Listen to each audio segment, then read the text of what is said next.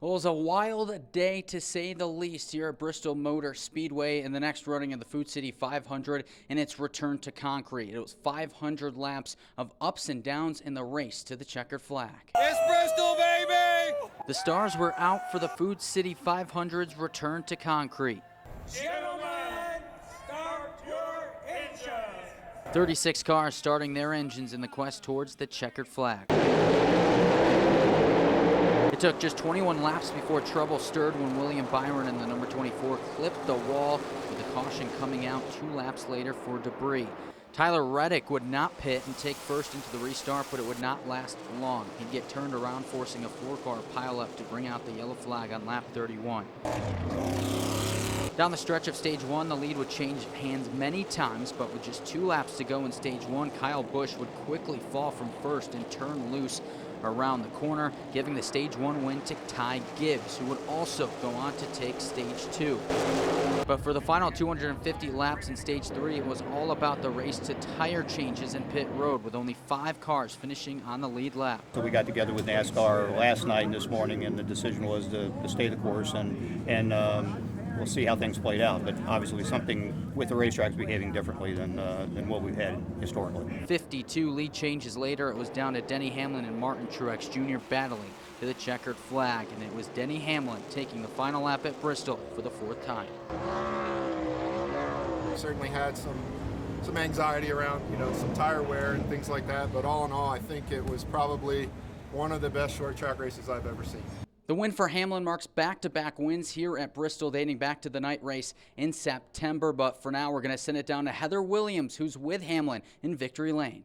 In Victory Lane with Food City 500 winner Denny Hamlin. Denny, we meet again. It wasn't too long that you were standing here for the night race. Is it time to start talking about you among some of the great drivers here at Bristol? Yeah, I'm not sure. I got quite a few more that I need to get before that, but certainly we're on a roll right now. The whole Express Oil Change guys just did a great job. Give me a fast car, this Toyota was amazing, and as soon as it came into a tire management race, I liked my chances. That's what I grew up doing for so many years. Yeah, yesterday in qualifying, I think you said that Goodyear was maybe trolling us a little bit. What was this race like? Because from a fan's perspective, it was wild to watch everything that was going on. It was crazy, certainly, and when the times dropped, they dropped dramatically, and so, maybe not to this extent, but certainly this is the kind of crazy racing you can have when you have big tire wear, and certainly we had it today. Did you like that? I mean, drivers have been saying they want to fall off. I mean, I know you won, but I mean, drivers have been saying they want fall off, and they were falling off. Seconds. They were falling off seconds. So you really had to manage them for sure. Certainly if everyone came back and nothing changed, they would change their setups of the car and things like that to make it better. So I hope we don't overreact too much, but certainly that was a different type of race. All right, that is Denny Hamlin. He's your winner today at Bristol. It's his 3rd win here since 2019. The topic of the entire weekend was the tires, the condition of the track from resin and a buildup of marbled rubber that had some major implications on this year's race. And with more on that, we send it down to Lauren Bradford. All week we heard from drivers about how excited they were to return to concrete here at Bristol. But to say track conditions played a part in today's outcome feels like an understatement. We all saw it coming in practice somewhat. I don't think we thought it would be that bad. I thought the racetrack would lay a little rubber. There were times in the race, obviously, when there was anxiety around we're going to have enough tires to finish it.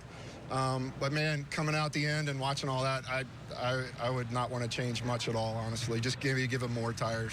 They may have seen it coming, but I'm not sure anyone was prepared for the throwback they were getting, with drivers having to manage getting right around 50 laps per set of 4.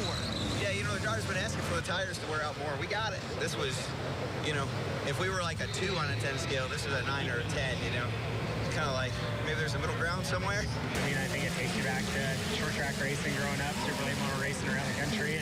Myrtle Beach, Pensacola, places where tires wear out super fast. To really only get 45, 50 laps out of a set today was pretty interesting for here at Bristol. I don't know, I enjoyed it. We played our cards right and had a lot of fun doing it. While some drivers enjoyed the challenge, there were certainly mixed feelings about the racing conditions. I've never ran a race like that. That was really really weird. I hope I never have to run a race like that again either. But yeah, it was interesting. I thought that was fun. It's different, you know. Ride is the spice of life. The brains behind the operation working overtime today made all the difference as teams had to adjust on the fly to put themselves in the best position.